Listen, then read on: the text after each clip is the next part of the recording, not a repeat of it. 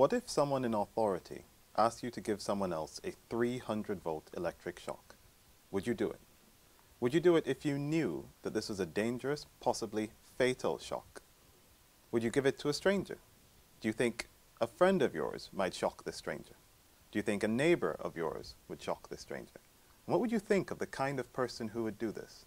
Would you think of this person as cruel or sadistic? What if this person did it to a puppy? What would you think of them then? Really sadistic? Well, Stanley Milgram, in 1963, did an experiment that showed that this kind of behavior may be more common than you think. I'm Dr. Keon West of the Institute of Psychological Sciences at the University of Leeds, and I'm going to talk to you about the Milgram experiment of 1963 on obedience to authority.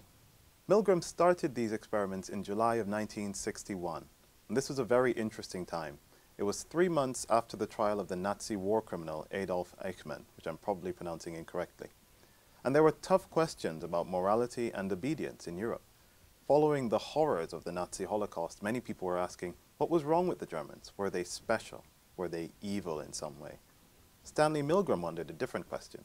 Is it possible to do things that go strongly against your own sense of morality if you're commanded to do it by a figure in authority? To investigate that, he needed a certain setup. This setup included a shock generator. In the picture, it probably looks like a cheesy 1960s prop from a sci-fi show, but it looked to them like a shock generator. It had switches on it that could say how much shock you were giving to someone else. It also had a label on it with a gradiated scale that started from 15 volts and then went up in 15-volt increments all the way up to 450 volts. At the 300-volt mark, there was warning and danger, but there were labels all the way along, saying slight shock, moderate shock, danger, severe shock, extreme shock, letting people know that you could actually do someone damage with this shock generator. To test it, Stanley Milgram also needed participants. To do that, he recruited 40 people, all male, between 20 and 50 years old. And the last thing he then needed to set up this experiment was a confederate, and I'll explain to you what the confederate did in a moment. All the participants were paid $4 and 50 US cents, which in 1961 was an awful lot of money. But they were told that they were paid simply for coming. This is a very important part of the experiment because no one can then say that they thought they would lose the money if they didn't do it. It wasn't about the money. They were told that the money would be theirs to keep no matter what they did afterwards. And then they were told that they had a job to do. They were told that they had to instruct the confederate and to teach him word pairs. A word pair is a very simple idea. I say dog, you say cat. I say puss, you say boots. Something very simple like that. But these pairs of words were very long and very difficult. And it was very hard for the confederate to remember, or at least that's what the confederate pretended. And then they were given one more instruction. If the confederate got one of these word pairs wrong, so if I say dog and then they say boot, you're supposed to give them a shock. And every time they get one wrong, they're supposed to get a higher shock. So they go up in intensity every time they get one of them wrong. At this point, I should explain to you, just so you understand that Stanley Milgram himself wasn't an evil and amoral person, that the shock generator was fake. No one was actually getting any shocks. But the confederate was trained to play the part. He was an actor. And this was very convincing. To set it up, the confederate had to come in and be strapped in with electrodes to this fake shock generating machine. They pretended that the confederate and the experimenter were strangers, that the participant was the only person who was unaware of this relationship. More than that, the confederate was given very specific instructions.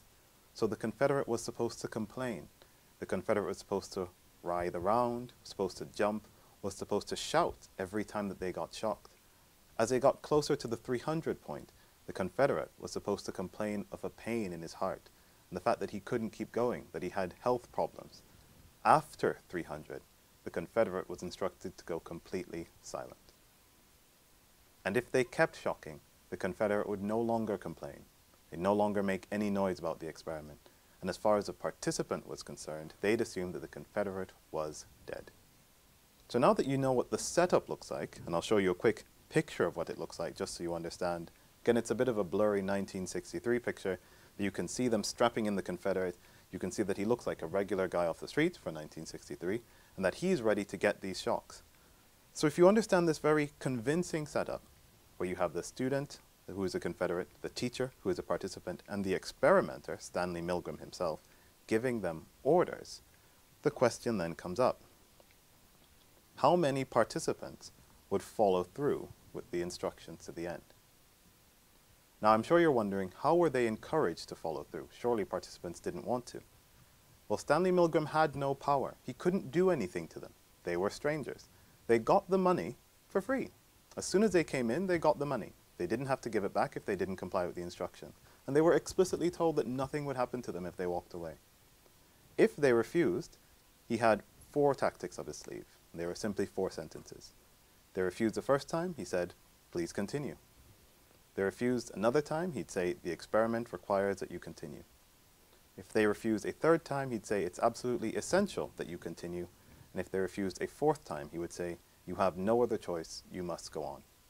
That is the entirety of the arsenal that Stanley Milgram had at his disposal to convince these people to shock another person. How many of them do you think shocked him once? How many of them do you think shocked him up to 30 volts, to 45? What percentage do you think went up to 300 volts? What percentage do you think went up to 450 volts? Before you answer that question, I'll tell you that Stanley Milgram polled other people at Yale University, which is where he was at the time. And he asked them, what percentage of people do you think, if I get normal people off the street to do this? The estimates were incredibly low. They assumed that between 0 and 3%, at the most, 0 to 3, would take it all the way up to 300, where it said danger, shock. What's your estimate? And I'll give you a second to think about it. Write down the number if you want to be absolutely sure that you guessed. How many people do you think of this 40? What percentage do you think would shock people up to 300? The answer might then surprise you. All of them, 100% of them, continued up to the 300 volt level. And 26 of the 40, that's 65%, most of the participants continued all the way through to the end, even past the point where the Confederate went silent and made no more noise. And as far as they knew, the person was dead. And this changes the nature of the question. Would you give someone a 300 volt shock? You probably assume no. You probably assume your friends wouldn't, your neighbors wouldn't. You probably, like the other people at Yale, assumed very few people at all would do it. But Stanley Milgram's experiment showed that in the situation, most, if not all of us, would shock people to an incredible degree, just because someone told us to do it, even though this person had no power over us at all. Now, this doesn't mean that the participants weren't distressed by this. The participants didn't want to shock the other person, and they many times in the experiment said that they wanted to leave, they wanted to quit, or they didn't want to do it at all. I'll read you a short excerpt of something that one of the observers, he also had observers looking at the participants from behind a one-way mirror, what they wrote about the participants while they saw them do it. I observe a mature and initially poised businessman enter the laboratory, smiling and confident. Within 20 minutes, he is reduced to a stuttering, stammering wreck. At one point he muttered, "Oh God, let's stop it." And yet, he obeyed to the end. Now you might be thinking, this is a very strange experiment and maybe a strange situation. Maybe it only worked that one time. If you watch the other podcast on why we use laboratory experiments in psychology, you'll see where I explain the importance of replication, so that we know that the finding isn't a fluke, but a genuine finding.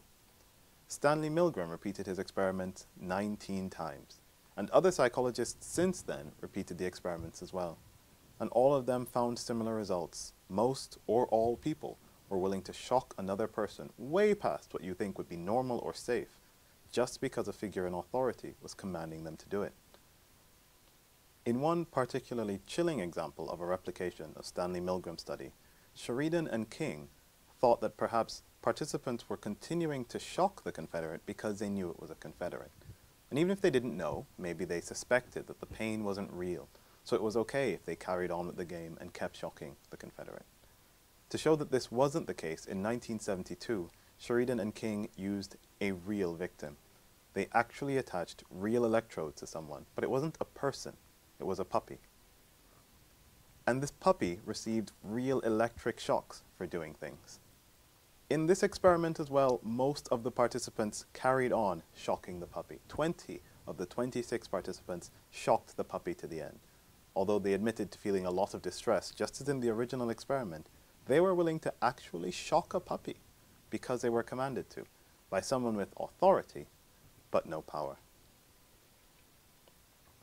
The shocking implication, if you'll pardon the pun, of Milgram's experiment is that most people would do things that strongly conflict with their own morality if this action is commanded by an authority. It's worth pointing out that if you have the knowledge, you've already won a certain portion of the battle.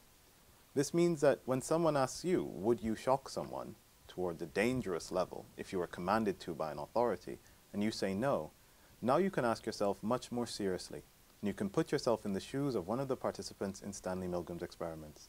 You can recognize and predict your own behavior because you know more what your behavior is likely to be.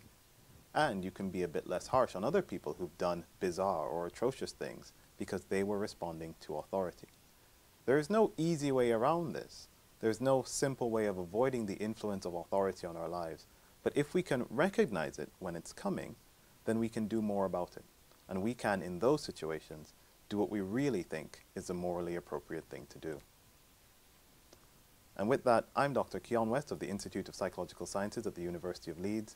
That was the Milgram 1963 experiment on obedience to authority. Thanks.